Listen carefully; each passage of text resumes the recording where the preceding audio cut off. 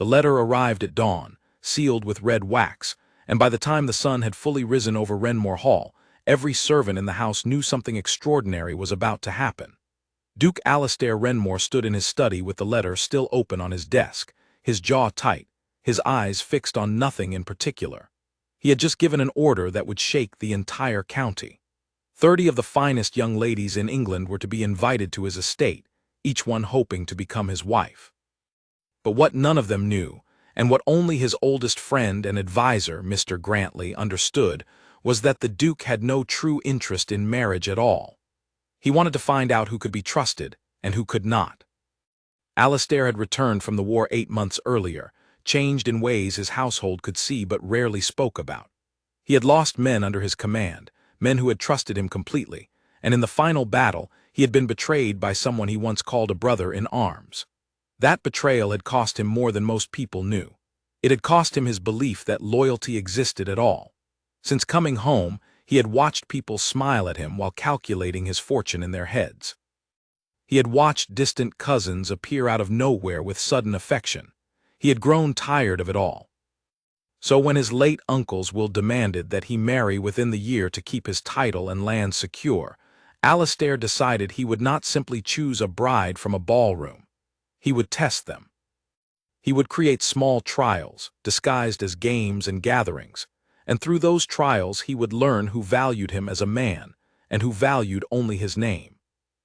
Mr. Grantley thought the plan was reckless. "You cannot test a woman's heart the way you test a horse before a race," he said one evening, standing near the fireplace while Alastair sorted through the growing list of names. "Perhaps not," Alastair replied, "but I can test her honesty, and honesty is enough for me now." The list grew until it reached 30 names, daughters of earls, viscounts, and wealthy merchants who had bought their way into society.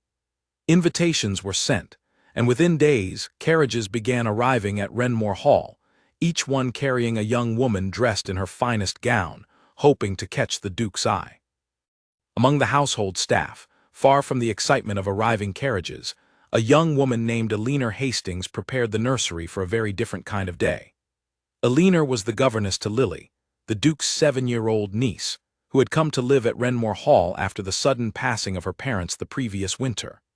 Eleanor's days were filled with lessons, quiet walks in the garden, and long evenings reading stories aloud until Lily fell asleep. She had no interest in the arriving guests, no interest in gowns or games designed to win a duke's favor. Her world was small, careful, and built entirely around the little girl in her care. "Miss Hastings, do you think the ladies will be pretty?" Lily asked that morning, watching from the nursery window as another carriage rolled up the long gravel drive. Eleanor smiled gently and continued braiding the girl's hair. "I am sure many of them will be very pretty indeed." "Do you think one of them will be my new aunt?" The question caught Eleanor off guard, though she did not let it show. "That is entirely your uncle's decision, and none of our business," she said kindly. "Now let us finish your reading before breakfast." Lily giggled and returned to her book, but Eleanor found herself glancing toward the window once more, watching the parade of silk and lace step down from carriages, each lady more elegant than the last. She felt no envy, only a quiet curiosity about what kind of man would need 30 women to help him choose just one. Eleanor had come to Renmore Hall nearly a year ago, recommended by a family friend after the death of her own father left her with very little income and even fewer options. She was educated, well-spoken, and carried herself with a quiet dignity that some found admirable and others found unremarkable, which suited her perfectly. She preferred being unremarkable. It meant she was rarely noticed, rarely questioned, and free to do her work without the complications that came with attention. She had seen the Duke only a handful of times since her arrival, usually from a distance, as he passed through the halls with the weight of responsibility visible in his shoulders. He was not unkind to the staff, but he was distant, formal, and clearly a man carrying more than he let anyone see. Eleanor had never spoken to him directly, and she had assumed she never would. By midday, the entrance hall of Renmore Hall buzzed with conversation and laughter as the 30 ladies settled into their assigned rooms. Mrs. Doyle, the housekeeper, moved briskly from one corridor to another, ensuring that trunks were carried properly, and that no lady felt slighted by the size of her chamber, though such complaints arose almost immediately. "I was told I would have a room facing the garden," complained Lady Margaret Ashcombe, a tall woman with sharp eyes and an even sharper tongue. "Yet I find myself facing the stables."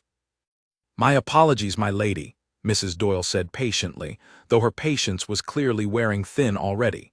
"All rooms have been assigned with equal care."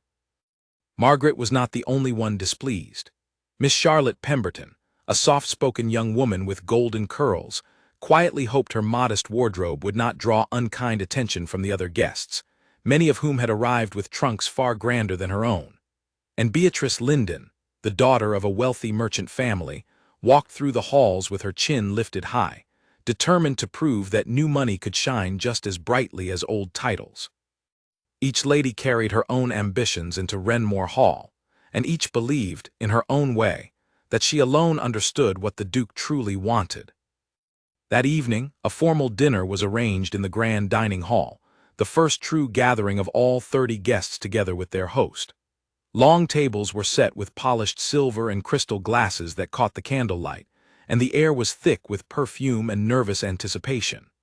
Alastair entered last, dressed simply but elegantly, his expression unreadable as 30 pairs of eyes turned toward him at once.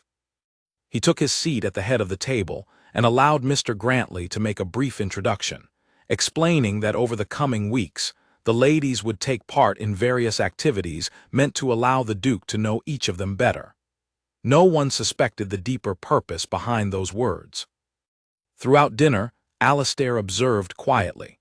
He noticed how quickly some ladies leaned toward him when he spoke, how eagerly others laughed at remarks that were not particularly amusing, and how a few competed openly for his attention with comments about his estate, his war record, and his generosity, none of which felt genuine to his tired ears.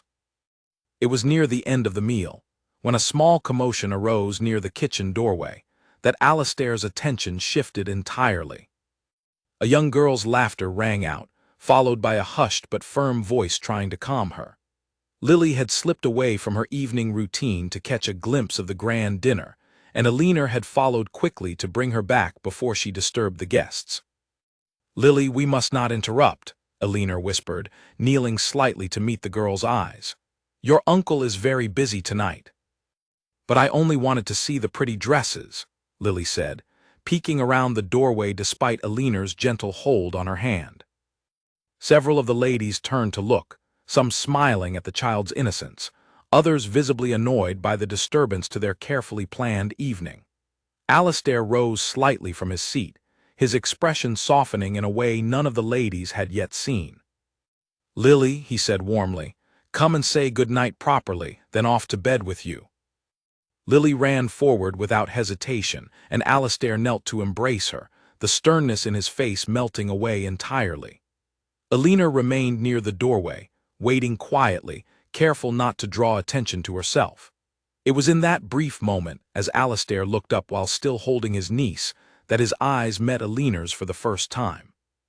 She did not smile eagerly, did not curtsy with exaggerated grace, did not attempt to insert herself into the moment as several of the ladies clearly wished they could. She simply waited, patient and composed, her only concern being the child's return to her proper bedtime. "Thank you for bringing her, miss," he began, realizing he did not know her name. "Hastings, your grace. Eleanor Hastings," she replied with a small, respectful nod. "Thank you, Miss Hastings," he said, and something in his tone carried more warmth than the formal words alone suggested. Eleanor took Lily's hand and led her away, leaving behind a room full of curious eyes and quiet whispers.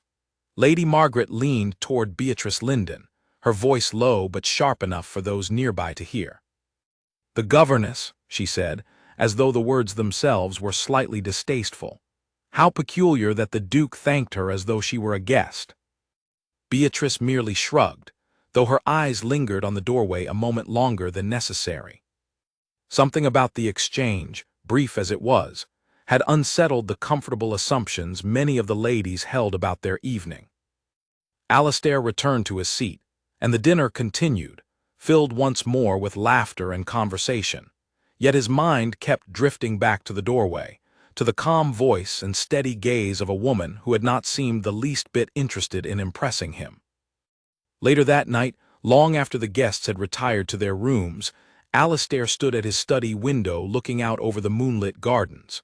Mr. Grantley found him there, a glass of untouched wine sitting on the desk beside him. "The evening went well, I think," Grantley offered. "Did it?" Alistair asked, not turning from the window. "I watched 30 women compete for my attention tonight, Grantley, and not one of them said a single true thing to me." "And yet you seem distracted by something else entirely," Grantley observed carefully. Alistair did not answer immediately. He thought of the governess's quiet composure, the way she had asked for nothing, expected nothing, and simply done her duty without a single glance toward him for approval. It was such a small moment, yet it lingered in his mind far longer than any of the evening's grand declarations. "There was a governess," he said finally. "She did not look at me the way the others did." Grantley raised an eyebrow but said nothing more, sensing that his friend had already retreated into his own thoughts. Upstairs, in the small room beside the nursery, Alina prepared for bed with her usual quiet routine, unaware that she had left any impression at all.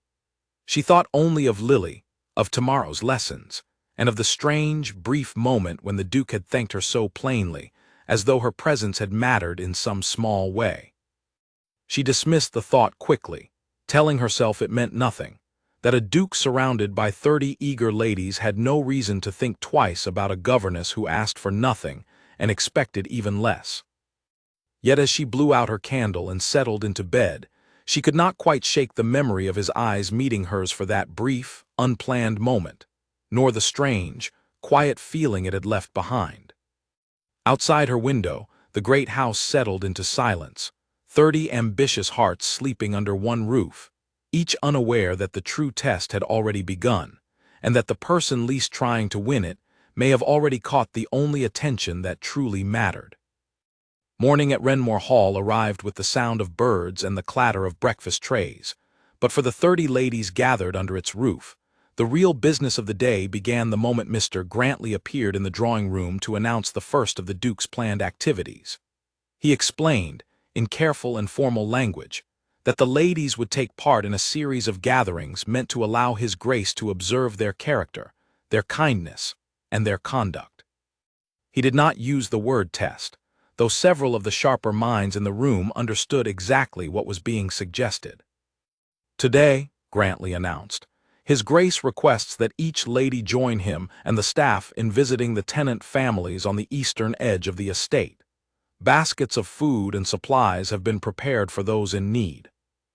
A ripple of murmurs passed through the room. Some ladies exchanged excited glances, seeing an opportunity to display their generosity before the Duke's watchful eyes. Others frowned slightly, clearly displeased at the idea of spending a morning among tenant cottages instead of enjoying the comforts of the estate. Lady Margaret Ashcombe leaned toward her closest companion, a quiet young woman named Harriet Vale, and whispered just loud enough to be overheard. "How tiresome! I did not travel 3 days by carriage to hand out bread to farmers." Harriet said nothing, though her expression suggested she agreed, at least partly, but lacked the courage to say so aloud. Not everyone shared their reluctance. Charlotte Pemberton, seated near the window with her hands folded neatly in her lap, felt a flicker of genuine interest at the idea. She had grown up in a household that valued charity, though her family's fortune had never matched the grandeur of the estate she now found herself in.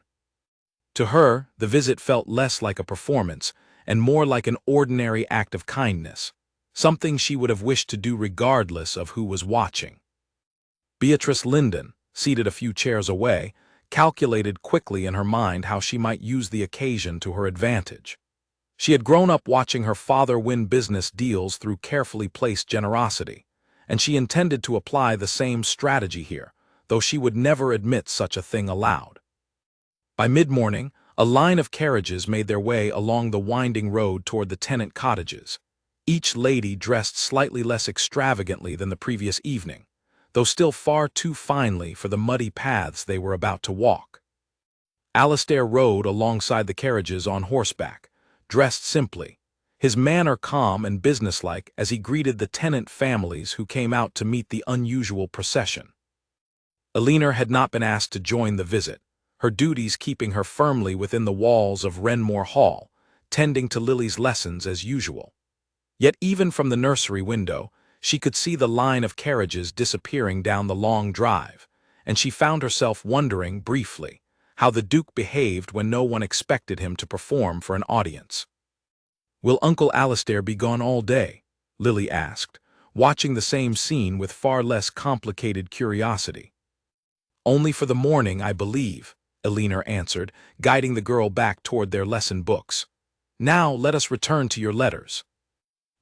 At the tenant cottages, the visit unfolded exactly as Alastair had hoped, though not in the way most of his guests expected.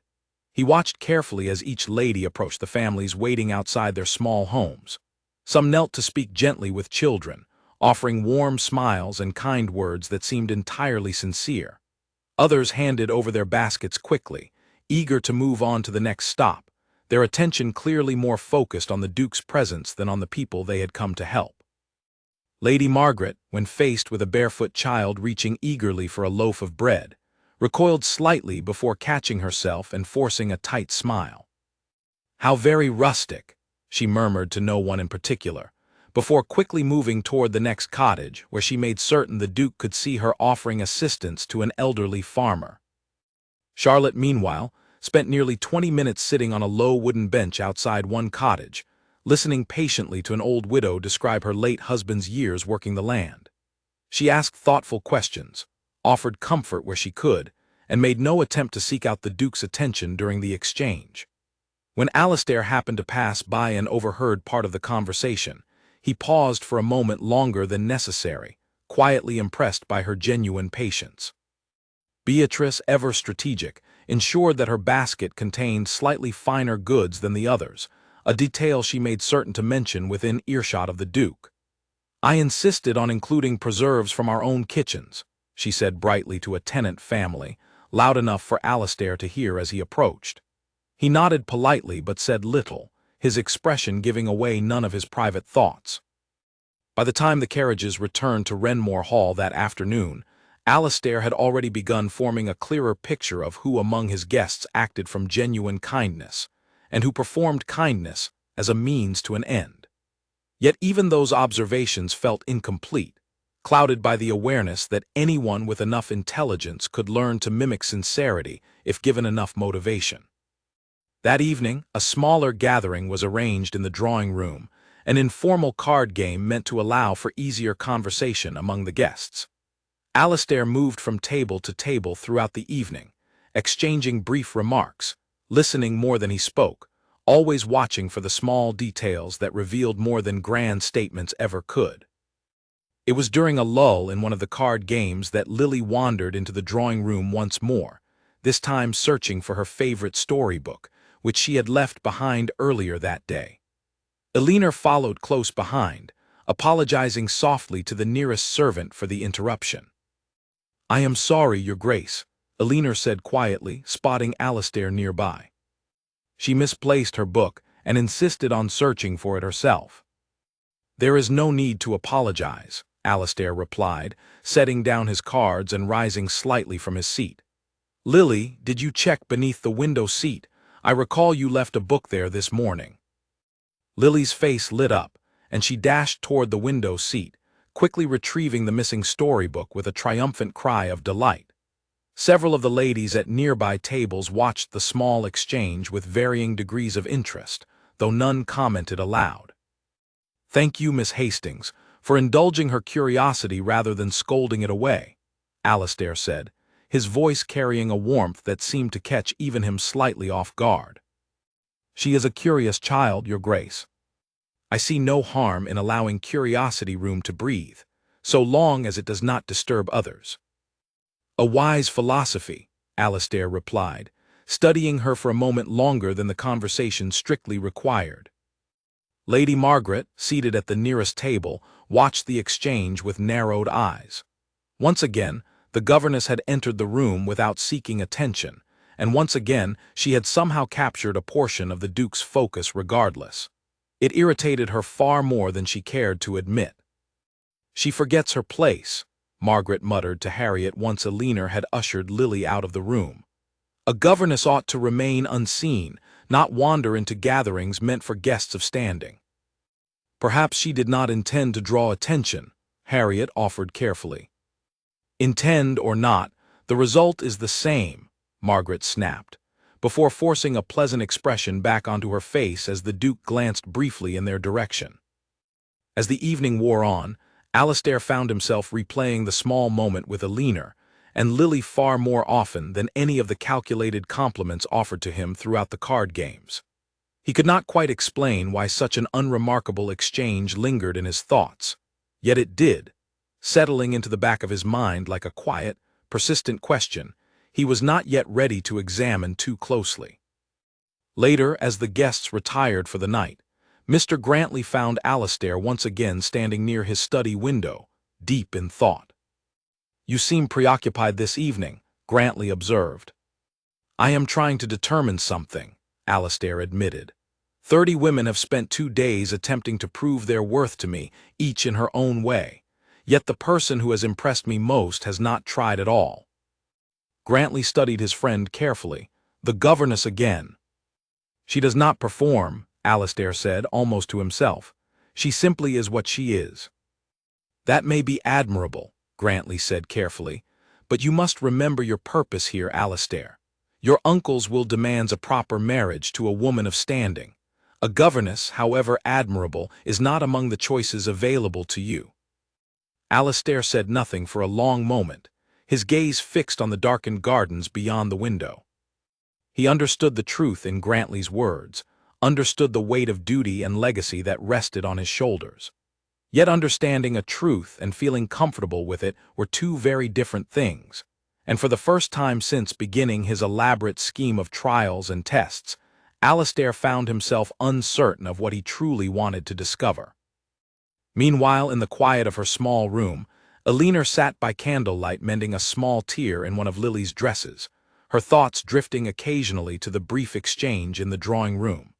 She told herself firmly that it meant nothing, that a duke's polite words to a governess carried no weight beyond simple courtesy. Yet some quiet part of her mind refused to let the memory fade entirely, and she found herself wondering, against her better judgment, what kind of man hid behind the careful formality he presented to his guests. She had no ambitions toward the Duke, no illusions about her place within the grand structure of Renmore Hall. She was a governess, nothing more, and she intended to remain exactly that, regardless of any fleeting warmth in a passing conversation.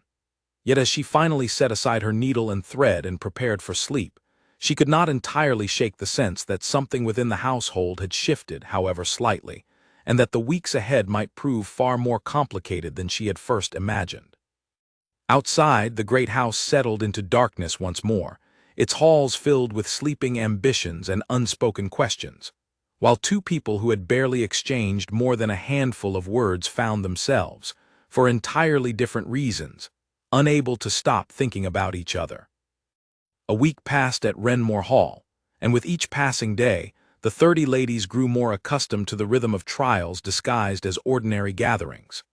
There were garden parties where conversation was carefully steered toward questions of family loyalty and personal sacrifice. There were musical evenings where Alastair watched closely to see who applauded genuinely and who applauded only because others did. There were long walks through the estate grounds where he paired himself with different ladies each day, listening for the small inconsistencies between what they said to him and what they said to one another when they believed he could not hear. Slowly, a pattern began to emerge, though it was not the pattern Alastair had expected. Rather than revealing 30 distinct personalities, the trials seemed to sort the ladies into familiar categories. There were those who agreed with everything he said, regardless of whether they truly believed it. There were those who competed openly, treating the entire gathering as a race to be won rather than a courtship to be experienced. And there were a small handful, Charlotte Pemberton among them, who seemed genuinely thoughtful, though even their sincerity felt shaped by an awareness of being watched. It was during a formal dinner debate, arranged deliberately by Mr. Grantley at Alastair's request, that the trials took an unexpected turn. The topic of discussion, chosen carefully to test both wit and honesty, centered on a recent piece of news circulating through London society regarding a nobleman who had been accused, quite publicly, of mismanaging his estate and mistreating his tenants. "Surely such accusations are exaggerated," offered Lady Margaret, addressing the table with practiced confidence. "A man of his standing would never allow such disorder within his own household." Several ladies nodded in quick agreement, eager to align themselves with whatever opinion seemed most favorable to the powerful men seated around them. "I do not think standing excuses poor conduct," Charlotte offered gently, though she quickly softened her words when she noticed a few disapproving glances. "Though of course, we cannot know the full truth of the matter without more information." Alastair listened carefully, his expression neutral, until his gaze drifted toward the far end of the table where Alina sat, present only because Lily had insisted on attending dinner that evening as a special treat, with Alina accompanying her as always. He had grown accustomed to seeing Alina at the edges of these gatherings, quiet and composed, never inserting herself into conversations meant for the invited guests. On impulse and perhaps curiosity he could not entirely explain, Alastair addressed her directly. "Miss Hastings, you have said very little this evening. What is your opinion on the matter?" The table fell into a startled silence. Several ladies turned to stare at the governess with expressions ranging from confusion to open irritation. Alina herself seemed momentarily caught off guard, though she recovered quickly, setting down her fork with deliberate calm. "I believe, Your Grace, that a man's standing should never shield him from consequence when his actions cause harm to those who depend on him," she said clearly, her voice steady despite the many eyes now fixed upon her. "Wealth and title are not measures of character, they are simply measures of fortune." A ripple of quiet murmurs spread through the table. Lady Margaret's lips pressed into a thin line, clearly displeased that a governess had spoken with such confidence in a room full of noble guests. Beatrice Linden exchanged a sharp glance with a companion nearby, both silently questioning why such a remark had not been immediately corrected. Alastair, however, found himself nodding slowly, genuinely struck by the directness of her answer. "And if that man were someone you knew personally, would your opinion soften?" "I do not believe kindness should be reserved only for those we care for personally," Alina replied without hesitation. "If anything, those closest to us deserve our honesty the most, not our flattery." The words landed with unexpected weight, and for a brief moment the dining hall fell completely silent. Alastair studied her carefully, searching for any sign of calculation behind her answer, any hint that she had spoken with an eye toward pleasing him rather than expressing a genuine belief. He found none. Her expression remained calm, unbothered by the attention now focused entirely upon her, as though she had simply answered an honest question with an honest response, and expected nothing more from the exchange. "A commendable philosophy, Miss Hastings," Alastair said finally, his tone carrying more respect than the room had anticipated. "Rare, in my experience." Alina offered a small, polite nod before turning her attention back to Lily, who had grown restless during the lengthy adult conversation. The moment passed, dinner continued, yet the tension it left behind lingered throughout the remainder of the evening. Later, in the privacy of the drawing room, several ladies gathered in small clusters, their conversations noticeably sharper than before. "It is entirely inappropriate," Lady Margaret declared to a small group that included Beatrice and Harriet. "A governess ought to know her place. She is here to manage a child, not to offer opinions at formal dinners as though she were an invited guest of standing." "Perhaps His Grace simply wished to include her for Lily's comfort," Harriet offered timidly, though her voice lacked conviction. "Nonsense," Margaret snapped. "He asked her a direct question, Harriet. He wished to hear her answer specifically. I do not appreciate being made to compete with hired help for a duke's attention." Beatrice remained quiet during the exchange, her mind working carefully behind a composed expression. She had grown skilled at recognizing threats to her ambitions, and though she said nothing aloud that evening, she resolved privately to observe the governess more closely in the days ahead. Meanwhile, Alastair retreated once more to his study, his mind occupied by the evening's unexpected turn. Mr. Grantley joined him shortly after, carrying a small stack of correspondence that required the Duke's attention, though Alastair barely glanced at the papers.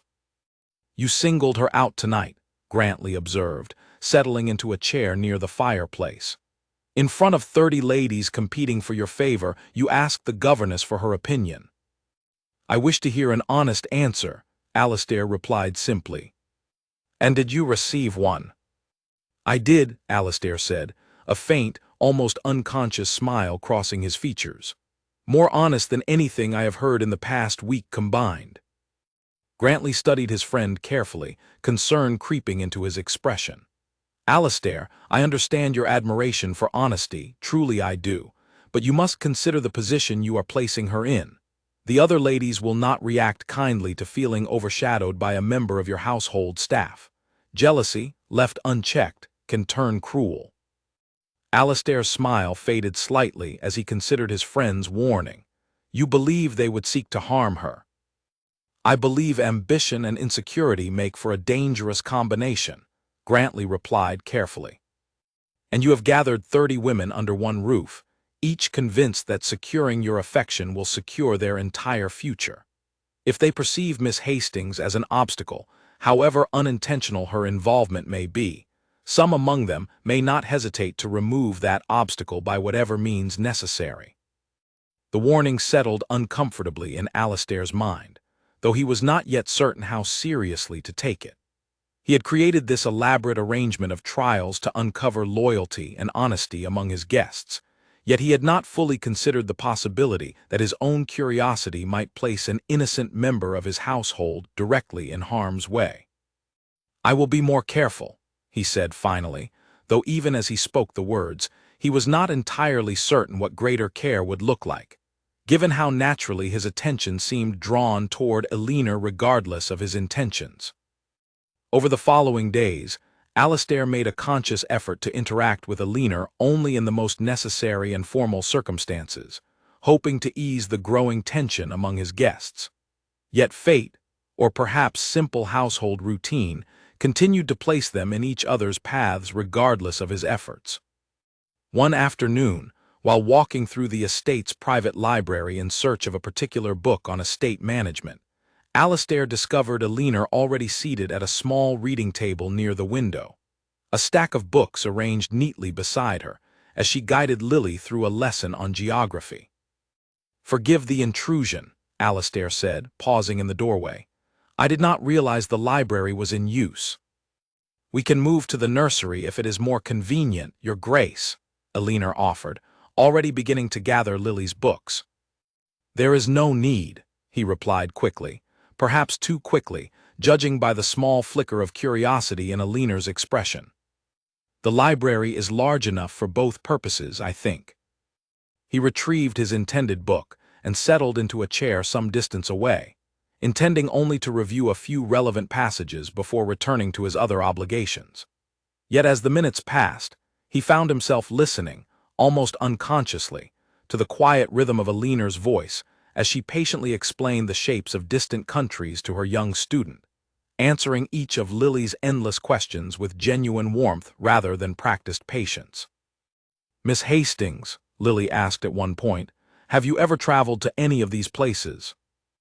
"I have not," Elena admitted with a small smile. "Though I have read enough about them to feel as though I have visited a little, in my own way." "Perhaps one day you shall travel properly," Alastair offered from across the room, unable to resist joining the conversation despite his earlier resolve to remain distant. Elena glanced up, slightly surprised by his sudden participation. "Perhaps, Your Grace, though such things are rarely within a governess's means." "Circumstances change," he replied simply, before returning his attention to his book, though his mind remained far less focused on estate management than he cared to admit. The quiet afternoon in the library became, without either of them fully acknowledging it, one of several small moments that continued to draw them together despite the elaborate structure Alastair had built around his search for a suitable wife. Each encounter remained brief, formal on the surface, yet carrying an undercurrent of genuine ease that neither experienced with anyone else within the walls of Renmore Hall. Word of these small interactions inevitably reached the ears of the other guests, exaggerated and reshaped through the natural process of gossip, until they carried far more significance than the simple, ordinary moments they had truly been. By the end of the week, most of the 30 ladies had heard some version of the story, and opinions regarding the governess had hardened considerably. "She must be encouraging his attention deliberately," Beatrice suggested one evening, as a small group gathered in Margaret's chambers to discuss the growing concern. "No governess simply happens to cross paths with a duke so frequently by accident. Perhaps she believes her quiet manner will win him where our efforts have failed," Margaret added, her voice sharp with barely concealed frustration.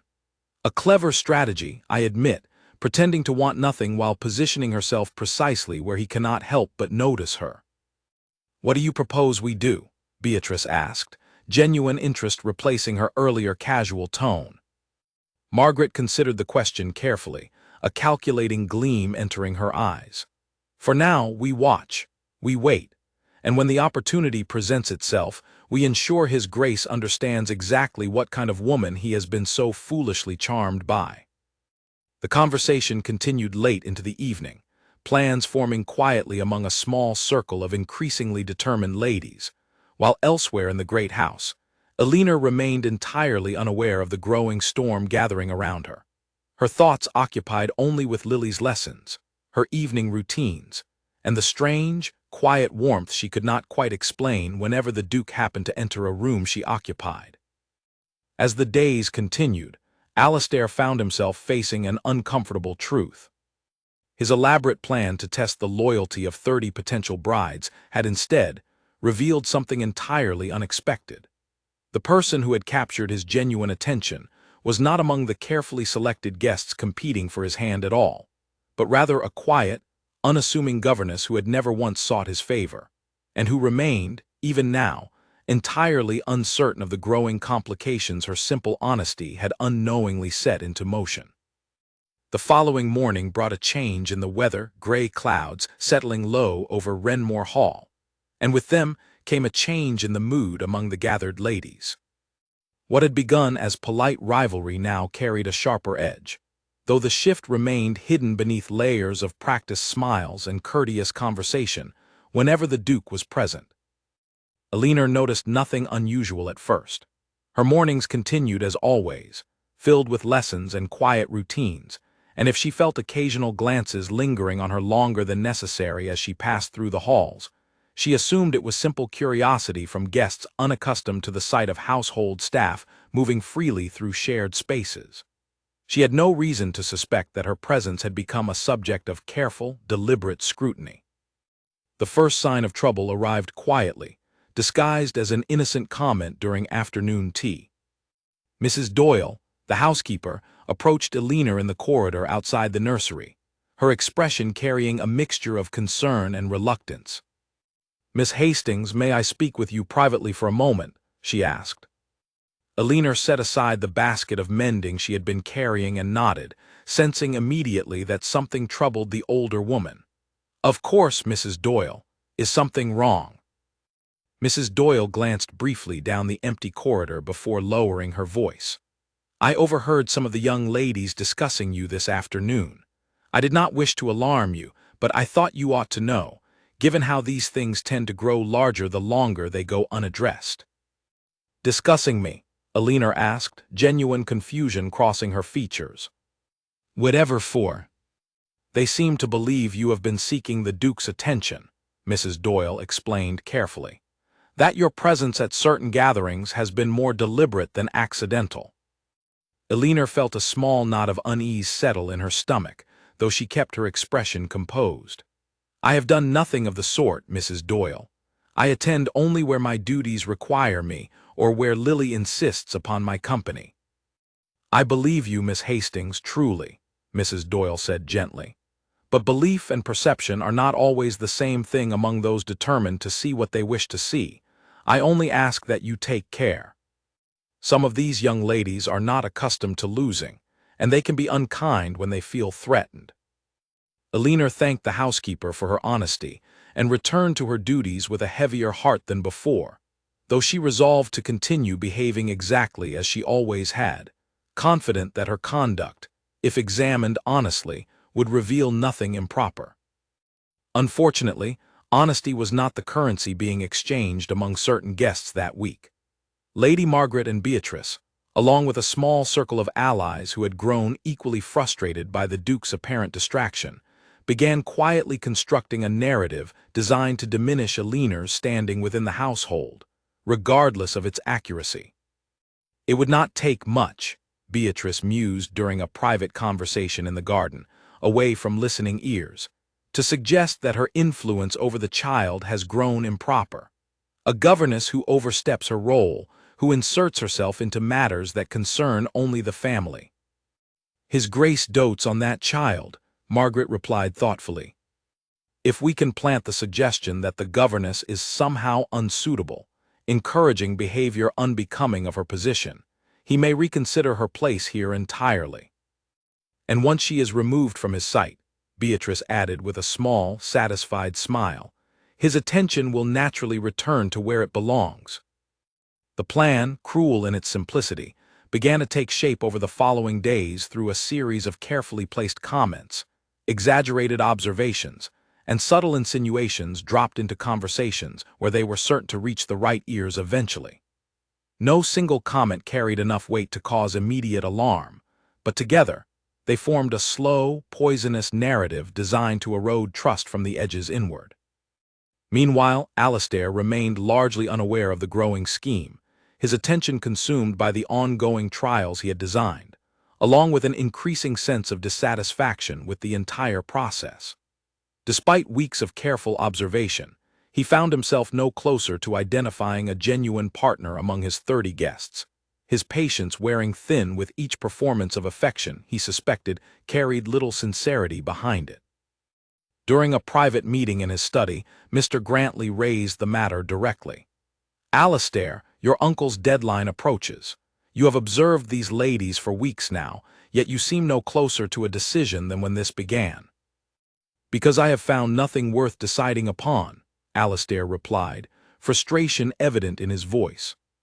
30 women, Grantley, and not one of them has offered me a single unguarded moment of honesty, save for—" He stopped himself before finishing the thought, though Grantley's knowing expression suggested he required no further explanation.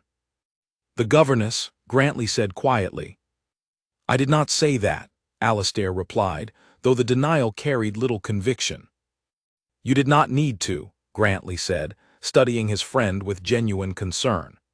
"Alastair, I understand the appeal of honesty after so much performance, truly I do, but you must remember the constraints of your position. A governess cannot inherit the responsibilities of a duchess, regardless of her character."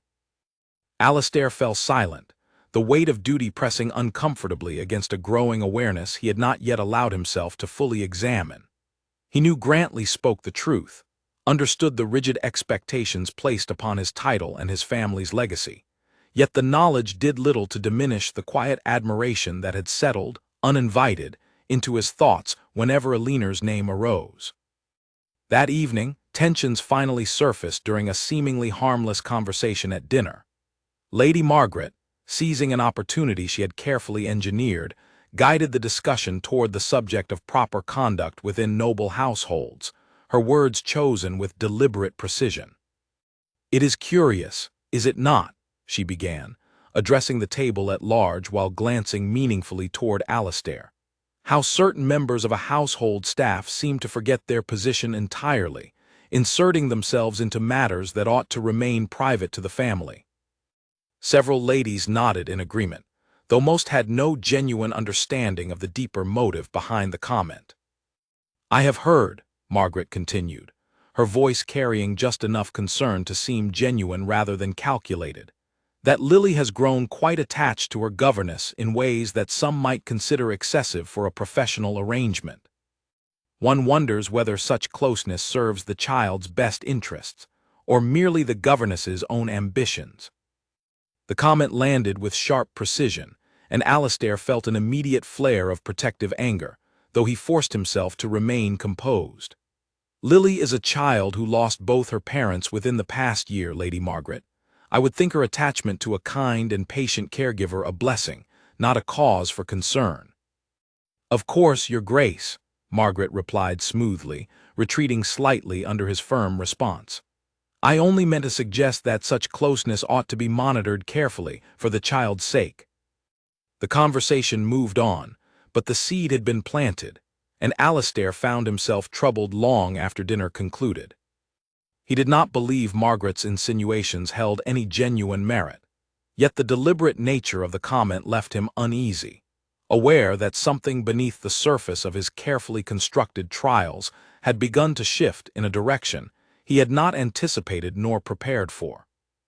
Later that night, as Alina settled Lily into bed following her usual bedtime story, the young girl's innocent words offered an unexpected window into the growing tension within the household.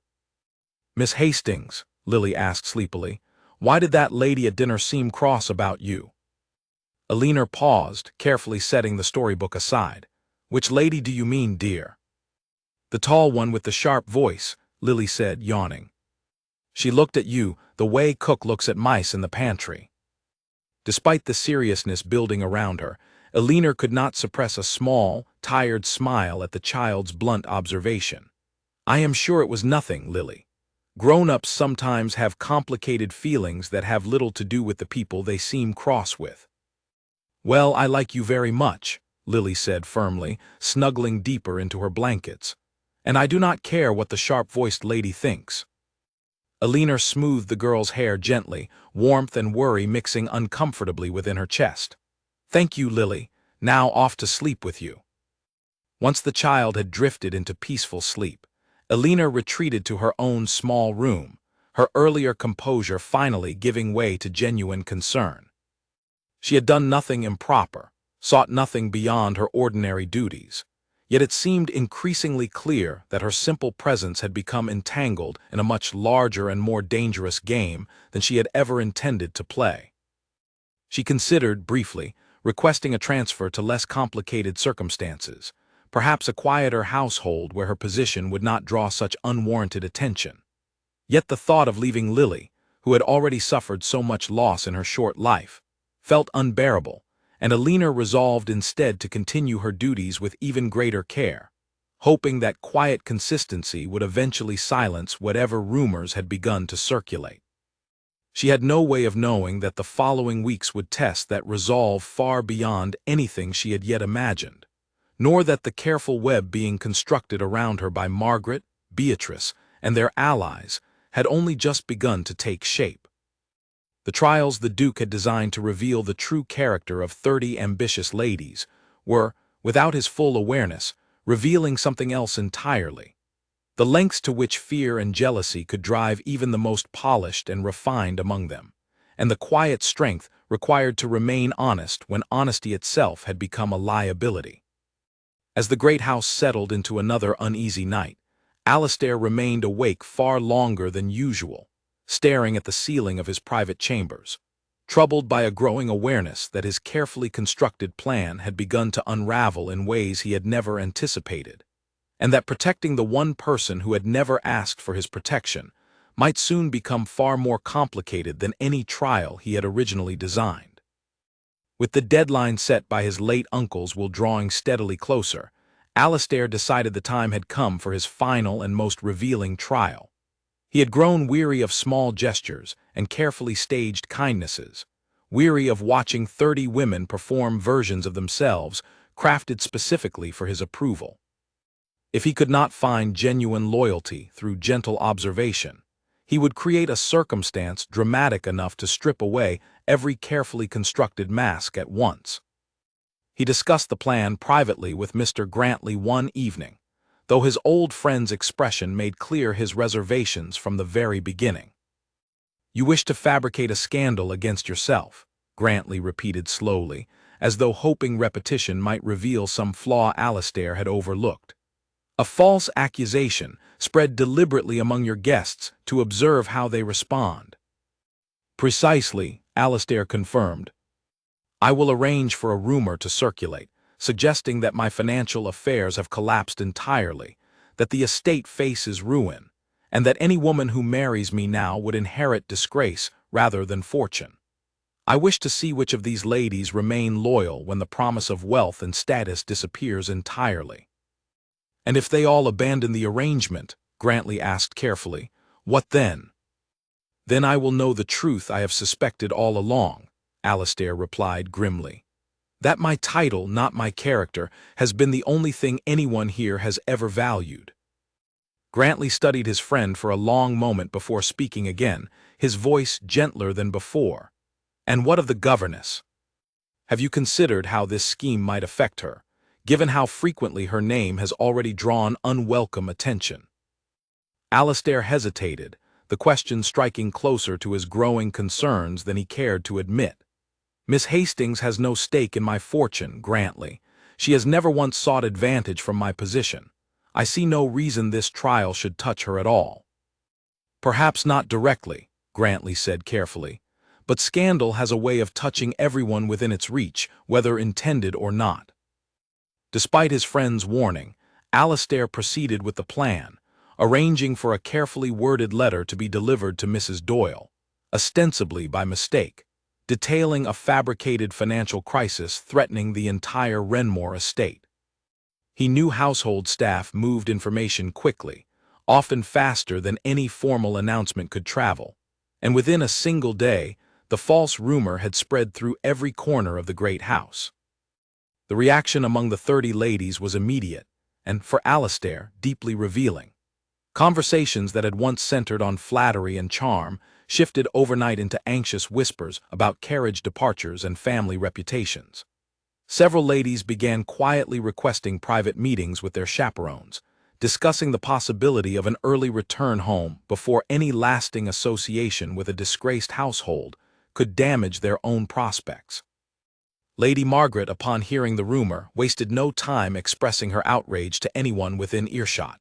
"Ruined, financially ruined. I did not travel 3 days to align myself with a failing estate. My family's reputation cannot afford such an association." By the following morning, nearly half of the 30 ladies had quietly arranged for their carriages to be prepared, citing sudden family obligations or unexpected illness as polite excuses for their hasty departure. Beatrice Linden, ever calculating, remained slightly longer than most, hoping to salvage some advantage from the situation before ultimately deciding the risk outweighed any potential reward, and she too departed within 2 days, offering only a brief, insincere farewell.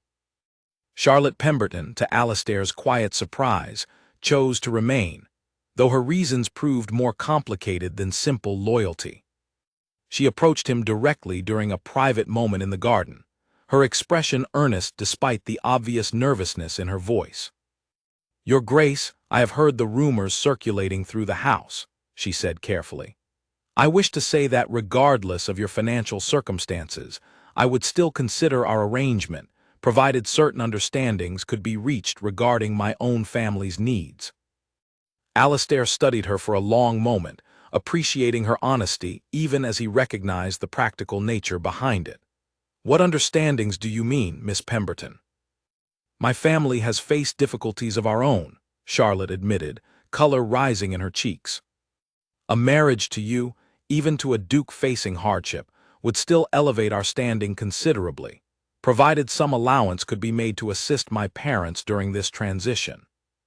Alastair nodded slowly, neither surprised nor particularly disappointed by her admission. Charlotte's honesty, even wrapped in practical self-interest, felt refreshingly straightforward compared to the empty performances he had endured for weeks. "I appreciate your candor, Miss Pemberton. I will consider your words carefully." By the end of the week, only a handful of the original 30 ladies remained at Renmore Hall. each having weighed the fabricated scandal against their own ambitions, and decided, for various reasons, that the potential rewards still outweighed the risks. Alastair observed each remaining guest carefully, searching for any sign of genuine loyalty beneath their calculated decisions to stay, yet found himself troubled by how transactional even the most sincere among them appeared. It was Eleanor, however, who unknowingly provided the clearest answer to the question Alastair had been asking all along. She had overheard the rumor quite by accident, while passing through the servants' corridor during a hushed conversation between two housemaids discussing the sudden departures among the guests. The news troubled her deeply, not for any concern regarding her own position, but for Lily's sake, worried about what financial hardship might mean for the child's future comfort and security. That evening, as she settled Lily into bed, the young girl's questions revealed just how much of the rumor had already spread even to the nursery. "Miss Hastings, is it true that Uncle Alastair has lost all his money?" Lily asked, her small face creased with genuine worry. "Cook says we might have to leave Renmore Hall." Eleanor's heart ached at the child's distress, and she chose her words carefully, unwilling to dismiss the concern entirely while also refusing to add to the girl's fear. "I do not know the details of your uncle's finances, Lily, and it is not my place to guess at such matters. What I do know is that your uncle loves you very much, and whatever difficulties may come, he will do everything within his power to care for you." "But what if we have to leave?" Lily pressed, tears gathering in her eyes. "What if you have to leave too?" Eleanor gathered the girl into a gentle embrace, her own uncertainty carefully hidden beneath a calm, reassuring exterior. "Wherever life takes you, Lily, I will do everything within my power to remain by your side, for as long as you need me. That is a promise I intend to keep, regardless of what circumstances may arise." She meant every word, and in the days that followed, as whispers of scandal and uncertain futures continued circulating through the great house, Eleanor's conduct remained entirely unchanged.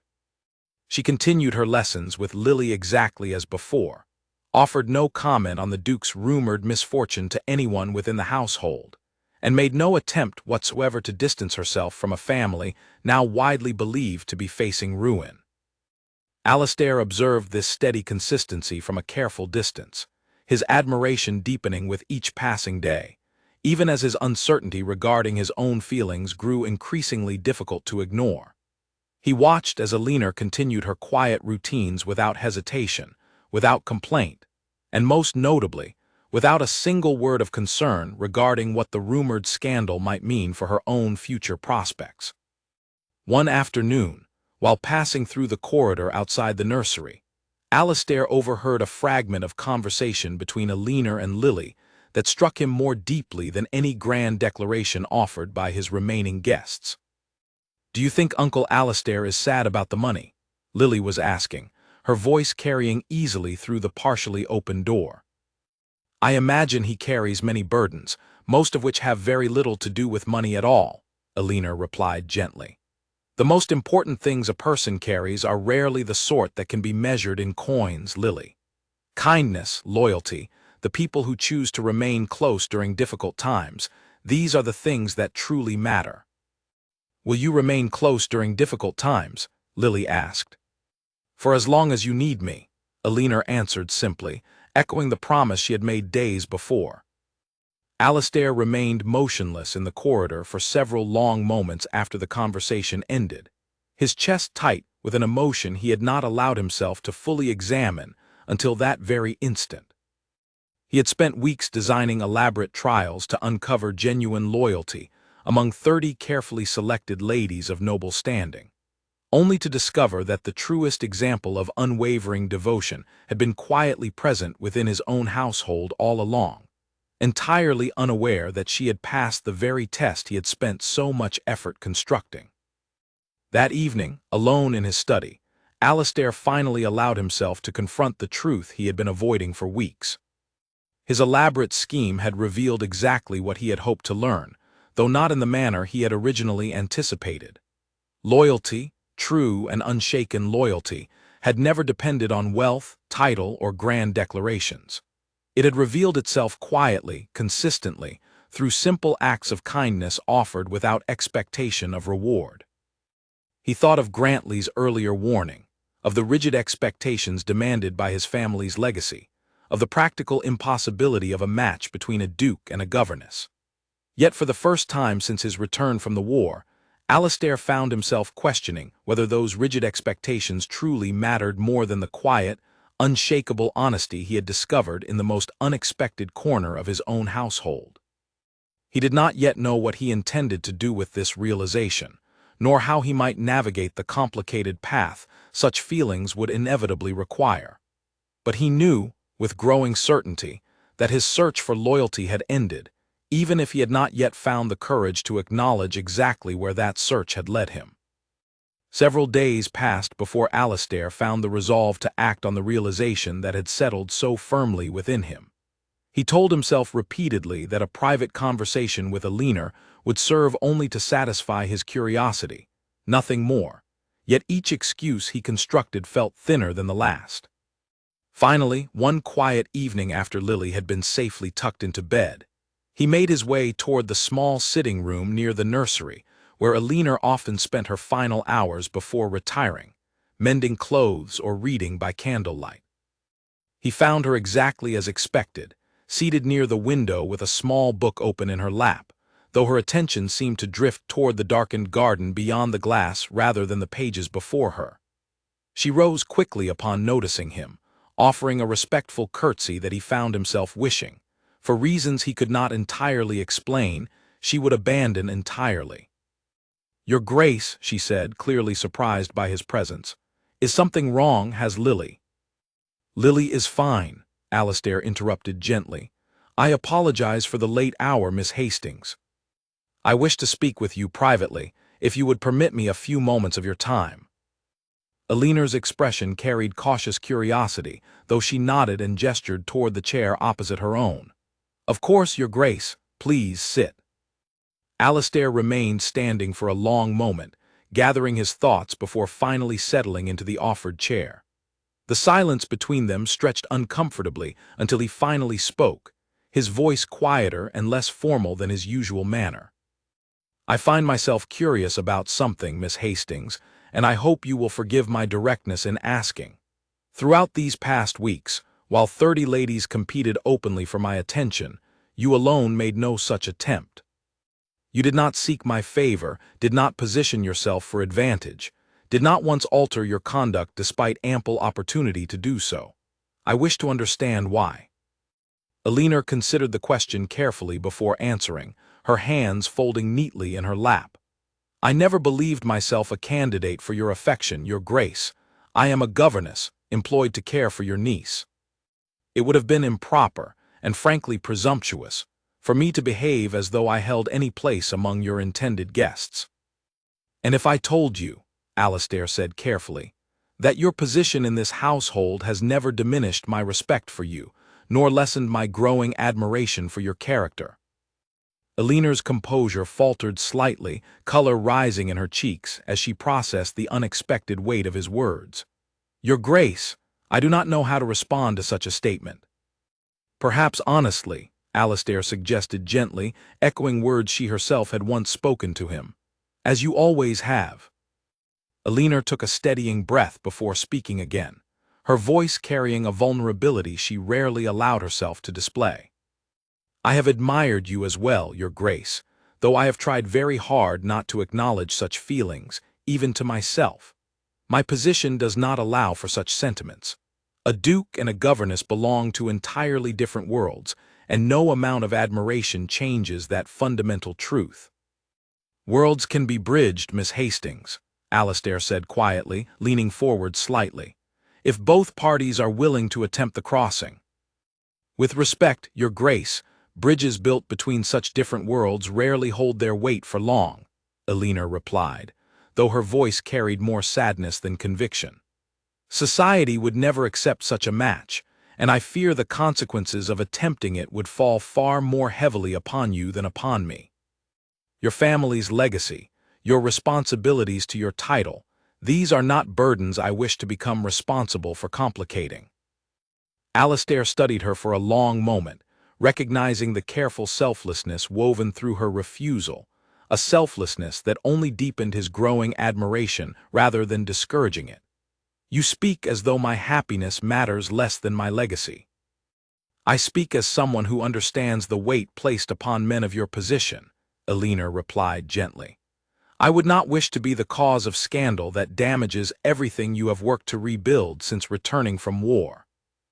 The mention of the war caused something to shift in Alastair's expression, a flicker of the deeper pain he rarely allowed others to witness. "You know of my time in the war." "Only what the household staff occasionally mentions," Elena admitted. "I know you return changed, carrying burdens you rarely discuss." Alastair was quiet for a long moment, weighing whether to share more than he had shared with anyone since his return, even Grantley. Finally, he spoke, his voice lower and rougher than before. "I trusted a man once completely as a brother in arms. That trust was broken in the worst possible way, at the worst possible moment, and good men paid the price for my misplaced faith. Since returning home, I have struggled to trust anyone at all, certain that everyone who smiles at me does so only because of what I can offer them." Eleanor's expression softened with genuine compassion, though she resisted the urge to reach for his hand, aware of the impropriety such a gesture would carry. "That is a heavy burden to carry alone, Your Grace." "It is," Alastair agreed. "Which is precisely why your honesty these past weeks has meant more to me than you can possibly understand. You have offered nothing but sincerity, expecting nothing in return, in a house filled with 30 women expecting everything in return for considerably less honesty." "I only did what I believed was right," Elena said softly. "I never intended for it to mean anything beyond that." "And yet it has come to mean a great deal," Alastair replied, his gaze steady and sincere. "More than I believe you fully realize." The conversation lingered in comfortable, if complicated, silence for several long moments, both aware of the impossible distance their positions demanded, yet equally aware of the undeniable connection that had grown steadily between them, despite every reasonable objection. "Your Grace," Elena finally said, rising carefully from her chair, "I believe it would be wise for us to conclude this conversation before it strays into territory neither of us can afford to explore fully." Alastair rose as well, understanding the wisdom in her caution even as every instinct urged him to disregard it entirely. "I understand, Miss Hastings, though I hope you know that my admiration for you remains unchanged, regardless of the boundaries society insists upon placing between us." "I appreciate your honesty, Your Grace, truly," Elena said, offering a small, sad smile. "But I must remain focused on my duties, both for Lily's sake and for my own sense of propriety. I would ask that we not speak of this matter again." Alastair nodded slowly, though the request settled uncomfortably within him. "As you wish, Miss Hastings. Good night." He departed the small sitting room with considerably more turmoil in his chest than when he had entered it, his mind now fully consumed by feelings he could no longer dismiss as simple curiosity or passing admiration. Elena, meanwhile, remained standing near the window for a long while after his departure, her own composure finally breaking as quiet tears traced down her cheeks, mourning a connection she had firmly, if painfully, chosen to set aside for reasons she believed far outweighed her own personal happiness. Neither of them realized, in that quiet moment of shared restraint, that their careful conversation had not gone entirely unnoticed. A servant passing through the corridor outside had overheard fragments of their exchange, and within a single day whispered versions of the conversation began spreading through the remaining guests still present at Renmore Hall, growing more distorted and scandalous with each retelling, until the quiet, respectful conversation between two people trying desperately to honor propriety had transformed into something far more damaging in the eyes of those determined to see it that way. Lady Margaret, upon hearing the earliest version of the rumor, felt a surge of vindictive satisfaction rush through her. She had suspected all along that the governess harbored ambitions far beyond her station, and now, it seemed, She finally possessed the evidence required to remove that obstacle permanently from her path toward securing the Duke's attention for herself. "It seems," she said quietly to Beatrice, who had returned briefly to collect forgotten belongings before her own departure, delaying just long enough to hear the juicy gossip, "that our governess requires a more permanent lesson regarding her place within this household, and I believe I know exactly how to teach it to her." Lady Margaret wasted no time putting her plan into motion. Working closely with Beatrice, who agreed to delay her departure by a few days for the sake of witnessing the scheme unfold, the two women began quietly constructing a story designed to remove Elinor from Renmore Hall entirely, and to do so in a manner that would leave no room for the Duke's intervention or forgiveness. Their plan centered on Lily, exploiting the child's innocent trust to create an appearance of impropriety that Elinor would struggle to defend against.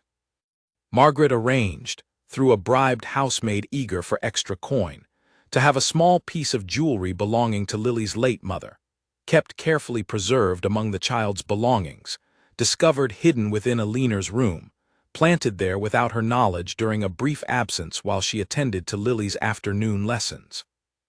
The discovery was arranged to occur publicly, ensuring maximum damage to Elinor's reputation.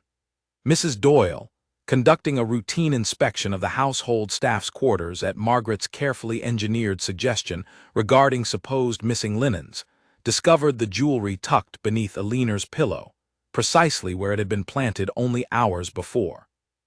Word of the discovery spread through Renmore Hall with alarming speed. By evening, the household staff whispered among themselves about the governess's apparent betrayal, while the remaining guests exchanged knowing glances, many already convinced of her guilt before any formal explanation had been offered. Alastair, informed of the situation by a visibly distressed Mrs. Doyle, felt an immediate and powerful instinct to dismiss the accusation entirely. Yet the physical evidence presented before him created a complication he could not simply ignore, regardless of his personal feelings. "I do not believe this of her," he said firmly, examining the small piece of jewelry Mrs. Doyle had reluctantly presented. "Miss Hastings has shown nothing but honesty and integrity since her arrival." "I do not wish to believe it either, Your Grace," Mrs. Doyle admitted, clearly troubled. "But the item was found precisely where I discovered it, hidden with obvious intent to conceal." Elinor was summoned to the study shortly after, her expression carrying confusion and mounting alarm as she entered to find Alastair standing near his desk, the jewelry displayed prominently before him. "Your Grace, what is the meaning of this?" she asked, though a sinking dread had already begun settling within her chest. "This item was discovered hidden within your quarters," Alastair explained carefully, watching her reaction closely.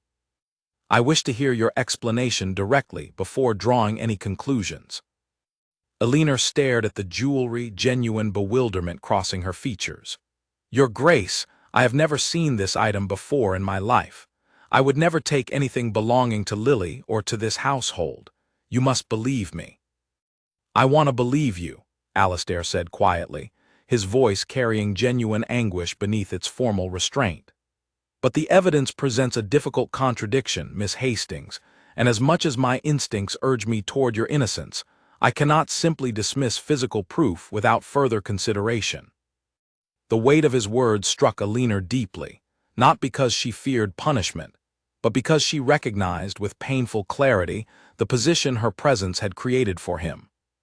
If he defended her too openly, against clear evidence and mounting public suspicion, it would only fuel further rumors regarding the nature of their relationship, damaging his reputation precisely as she had feared from the very beginning of their earlier conversation.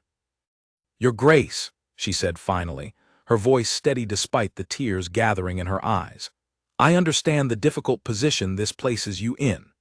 Rather than allow this situation to cause further complications for your household or your reputation, I believe it would be best if I resigned my position immediately and departed Renmore Hall without further discussion." "Miss Hastings, that is not necessary," Alastair began, though Elinor shook her head firmly, cutting off his protest. "It is necessary, Your Grace, precisely because I care deeply for this household, and for Lily's well-being. My continued presence, regardless of my innocence, will only invite further scandal and suspicion that neither you nor Lily deserve to endure. I would rather leave quietly than become the cause of lasting damage to your family's reputation." Alastair studied her carefully, recognizing the same selfless quality that had first drawn his admiration weeks earlier, now manifesting itself in the most painful circumstances imaginable. "You would sacrifice your own reputation, your own defense, simply to protect mine. I would rather carry an unfair accusation quietly than watch you carry the burden of defending me publicly against evidence you cannot yet fully explain," Alina replied softly. "This is not a sacrifice, Your Grace. It is simply what loyalty requires." The irony of her words struck Alastair with sudden, overwhelming force. He had spent weeks constructing elaborate trials designed specifically to uncover genuine loyalty among 30 carefully selected ladies, only to watch the truest example of that very quality standing before him now, choosing quiet sacrifice over self-defense, precisely to protect a reputation that was never truly threatened by her actual conduct. Despite his growing certainty of her innocence, Alastair found himself unable to immediately counter her resignation, the weight of propriety and unresolved evidence pressing heavily against his personal instincts. Reluctantly, he allowed her to depart the study, promising only that he would examine the matter further before making any final decisions regarding her employment. Alina returned to her small room and began quietly packing her few belongings, her hands trembling slightly as she folded simple dresses into a worn traveling case. She had expected, from the very beginning of her time at Renmore Hall, that her position would eventually end, though she had never imagined it concluding under such painful and unjust circumstances. Her greatest sorrow, far outweighing any concern for her own reputation, centered entirely on Lily. She dreaded the conversation ahead, unwilling to cause the child further pain after so much loss already endured within her short life, yet unable to depart without offering some form of gentle explanation.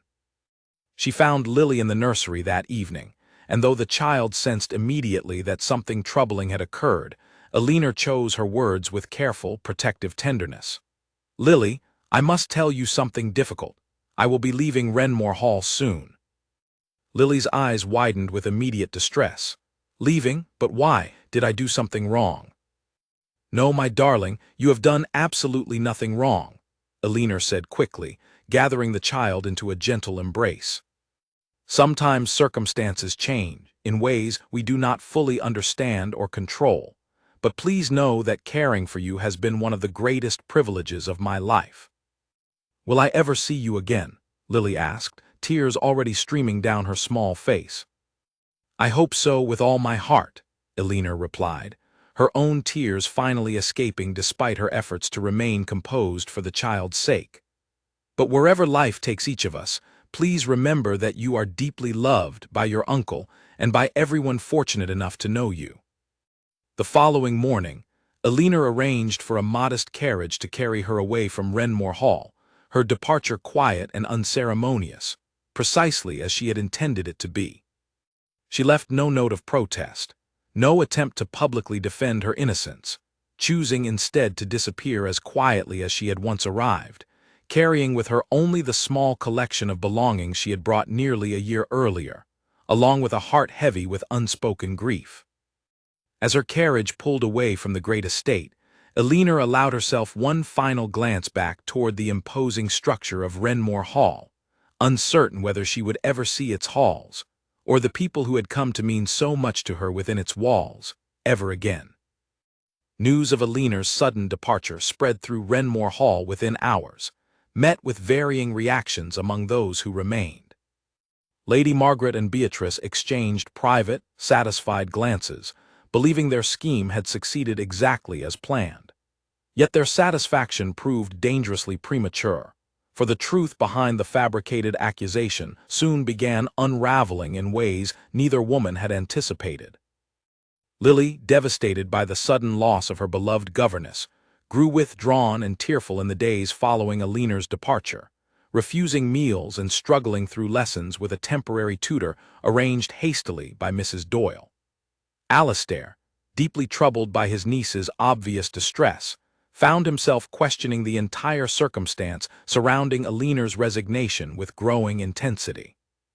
It was during a quiet evening conversation, as he attempted to comfort his grieving niece, that the truth finally began emerging.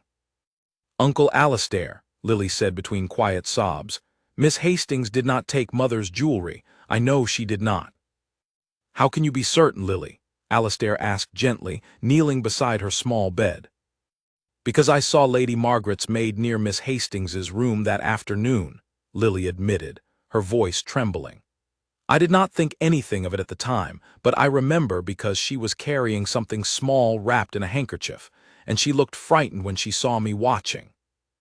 Alastair felt his entire body go still, a cold clarity settling over him as the pieces of the elaborate deception began falling into place. "Lily, are you certain of what you saw?" "Yes, Uncle Alastair," Lily said firmly. "I did not understand it until now, but I am certain." Alastair immediately summoned Mrs. Doyle, along with the household staff who had been present during the period surrounding the jewelry's discovery. Through careful, methodical questioning, the truth emerged rapidly. The bribed housemaid, faced directly with the possibility of losing her position entirely and facing more serious consequences, quickly confessed to planting the jewelry at Lady Margaret's explicit instruction, revealing the entire scheme in exhaustive detail, including the earlier conspiracy to damage Alina's reputation through carefully spread rumors. Fury unlike anything Alastair had experienced since his return from war settled over him, as the full scope of the deception became clear. He had allowed an innocent woman, a woman he deeply admired and cared for, to depart his household under false and cruel accusations, sacrificing her own defense out of selfless concern for his reputation, while the true culprits remained comfortably within his walls, believing their scheme had succeeded entirely.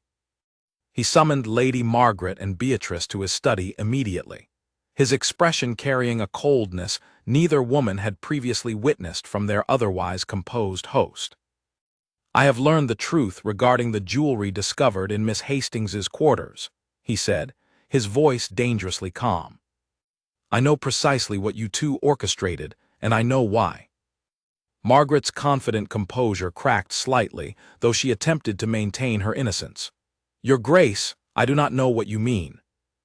"Do not insult my intelligence further," Alastair interrupted sharply. "Your maid has confessed everything in complete detail. Your scheme to remove an innocent woman from this household through deception and cruelty has been fully exposed." Beatrice, recognizing the futility of further denial, remained silent, her earlier calculating confidence replaced entirely by genuine fear of the consequences now unfolding. "You will both depart Renmore Hall immediately," Alastair continued, his voice carrying absolute authority. "And you will understand clearly that any attempt to spread further falsehoods regarding this matter, or regarding Miss Hastings's character, will be met with the full consequences your actions deserve." The two women departed within hours, their reputations considerably diminished by the quiet but thorough manner in which Alastair ensured the truth of their conduct became known throughout the relevant social circles, without unnecessarily damaging Alina's name in the process of correcting the record. With the truth finally revealed, Alastair's immediate priority became locating Alina and correcting the grave injustice she had suffered. Through careful inquiry, he learned she had returned to a small cottage near her late father's former parish, taking modest lodging with a distant relative while she considered her uncertain future. He traveled there personally, accompanied only by Mr. Grantley, arriving at the modest cottage on a quiet afternoon nearly a week after Alina's departure. She answered the door herself, her expression shifting rapidly from surprise to careful guardedness upon recognizing her unexpected visitor. "Your Grace," she said, clearly startled, "I did not expect to see you here." "Miss Hastings, may I speak with you?" Alastair asked, his voice carrying none of the formal distance she remembered from their final conversation at Renmore Hall. Elinor hesitated only briefly before stepping aside to allow him entry, leading him into a small, humble sitting room considerably less grand than anything he was accustomed to, though he found himself entirely unconcerned with such comparisons. "I have learned the truth," he began without preamble, "regarding Lady Margaret and Beatrice's scheme against you. The jewelry was planted deliberately at their instruction to force your departure through false accusation." Elinor's composure finally broke slightly, relief and lingering hurt mixing openly across her features. "I suspected as much, though I had no way to prove such a thing, nor any desire to cause further complications by attempting to defend myself against ladies of considerably higher standing." "You should never have been forced to make such a sacrifice," Alastair said firmly, moving closer. "Your innocence has been fully restored, Miss Hastings, and those responsible have faced appropriate consequences for their cruelty." "Thank you, Your Grace, for taking the time to inform me personally," Elinor said, though her tone carried careful restraint, uncertain of what further purpose his visit might serve beyond simply correcting the record. "I did not travel here merely to inform you of cleared accusations," Alastair said, his voice softening considerably. "I traveled here because Renmore Hall has felt entirely hollow in your absence, and because Lily has grieved your departure every single day since you left."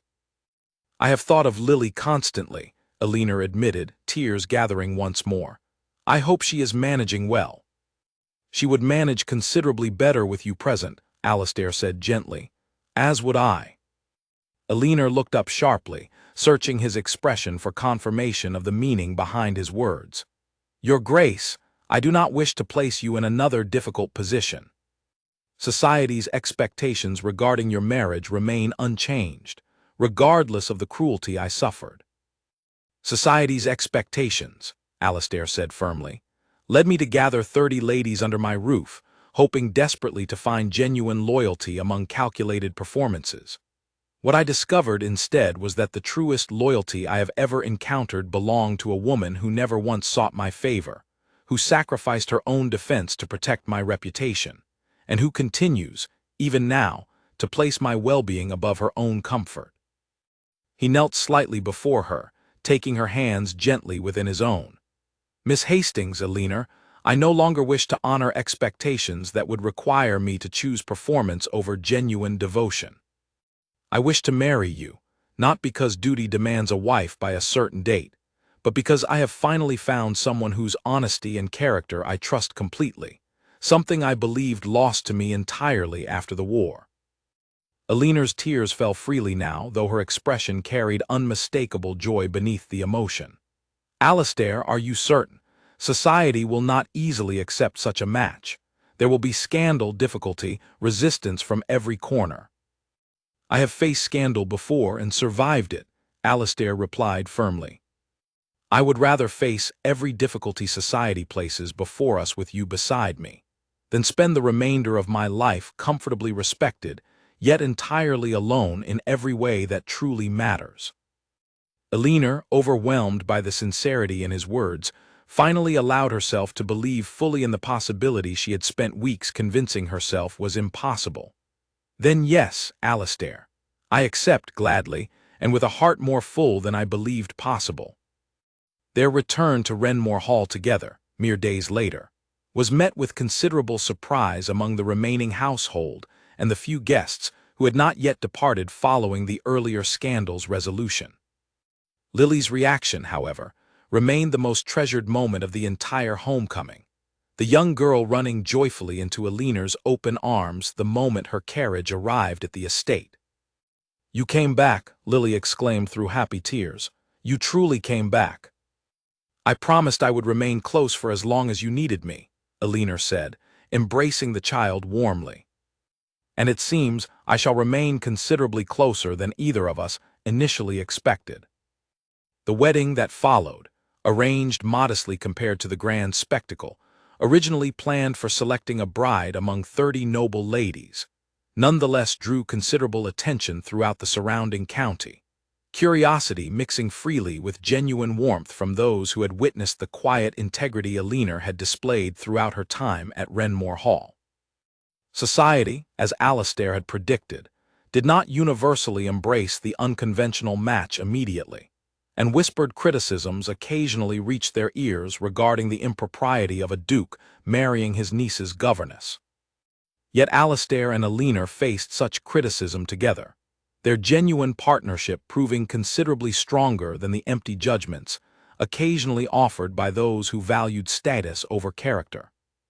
Years later, as Lily grew into a thoughtful young woman under the continued loving guidance of both her uncle and the woman she had long since come to consider a true aunt in every meaningful sense, the story of the Duke who had once gathered 30 ladies to prove their loyalty, only to find true devotion in the quiet governess who never once sought his favor, became a cherished tale told throughout the county, a gentle reminder that genuine loyalty rarely announces itself loudly, but reveals itself instead through quiet, unwavering consistency, offered freely and without expectation of reward. Alastair often reflected, in the peaceful years that followed, that his elaborate trials had ultimately taught him far more than he had originally intended to learn. He had set out to discover which among 30 ambitious women could prove their loyalty through carefully designed tests.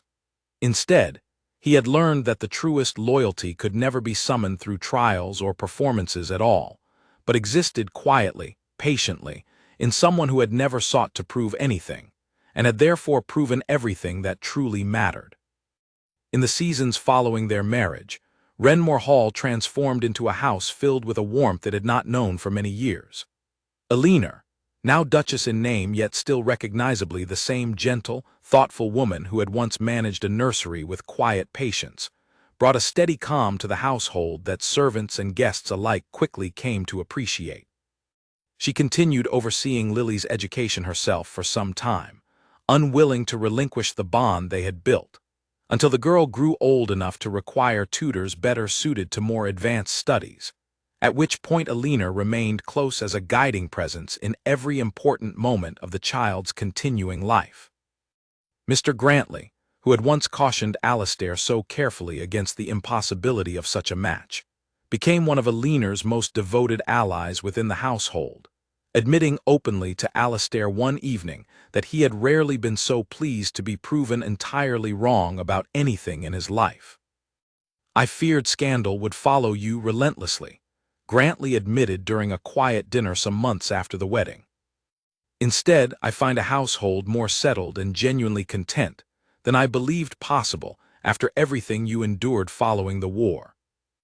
Alina taught me that genuine peace comes from honesty, not from avoiding difficulty altogether," Alastair replied, watching his wife across the room as she helped Lily practice her penmanship near the fireplace. "I spent so long believing that trust itself was a foolish indulgence, given everything I lost in battle. She reminded me that trust, carefully placed, remains one of the few things capable of healing wounds that time alone cannot mend." Word of Lady Margaret and Beatrice's scheme eventually spread quietly through the wider social circles they had once hoped to impress, and both women found their reputations considerably diminished as a result, their ambitions toward advantageous marriages complicated significantly by the whispered knowledge of their cruelty. Neither ever attempted to contact Renmore Hall again, and Alastair, satisfied that justice had been appropriately served without requiring further public confrontation, chose not to pursue the matter beyond ensuring Alina's name remained fully cleared within relevant circles.